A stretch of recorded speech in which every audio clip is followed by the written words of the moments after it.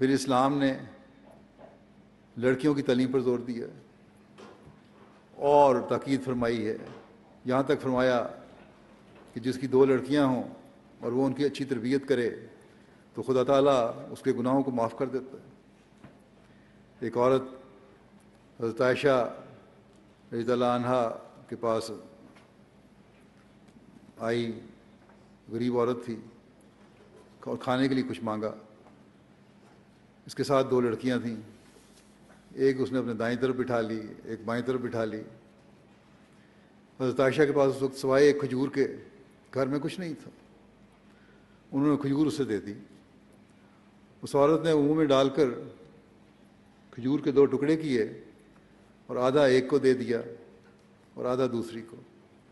اور خود بھوکی رہی۔ جہاں اس سے ماں کی قربانی کا پتہ لگتا ہے، وہاں حضرت صلی اللہ علیہ وسلم نے ایک اور خوبصورت بات بیان فرمائی اس کے اس عمل سے۔ جب وہاں حضور صلی اللہ علیہ وسلم کو یہ بات بتائی گئی تو آپ نے فرمایا کہ جس کی 2 بیٹیاں ہوں اور وہ ان کی اچھی تربیت کرے اور ان کی تعلیم اور ان کو تعلیم دلوائے تو اللہ تعالیٰ اس پر جنت واجب کر دیتا ہے، اس عورت پر جنت واجب کر دیتا ہے۔ یہ ضروری نہیں ہے کہ تعلیم اس لیے حاصل کی جائے کہ ملازمت کرنی ہے، اگلی نسل کی تربیت اور اس کی تعلیم کے لیے بھی عورت کی تعلیم ضروری ہے۔ کسی کا خاص پیشہ اور ہنر کو سیکھ کر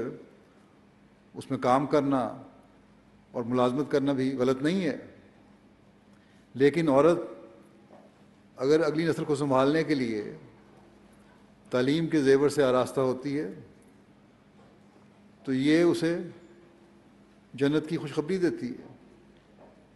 جس کا ایک دوسری حدیث میں یوں ذکر آیا ہے کہ جنت ماؤں کے قدموں کے نیچے ہے۔ یعنی اولاد کی اعلیٰ تربیت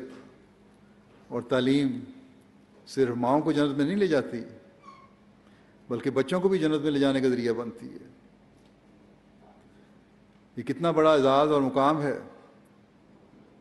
جو مرد کو نہیں دیا گیا، عورت کو دیا گیا، بلکہ عورت کی عزت کو اس سے ہی بڑھ کر بیان کیا گیا ہے۔ بس نیک عورت، مومنہ عورت ایسی ہے جو مردوں سے کئی قدم آگے ہو سکتی ہے، اور جس قوم کی عورتیں نیکی میں آگے ہوں، تعلیم یافتہ اور تربیت یافتہ ہوں، اپنے بچوں کی صحیح اسلامی تعلیم کی روشنی میں تربیت کرنے والی ہوں،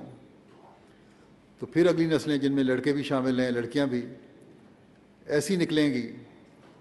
جو نیکی اور تقویٰ میں ایک دوسرے سے سبقت لے جانے والی ہوں گی، بڑھنے والی ہوں گی۔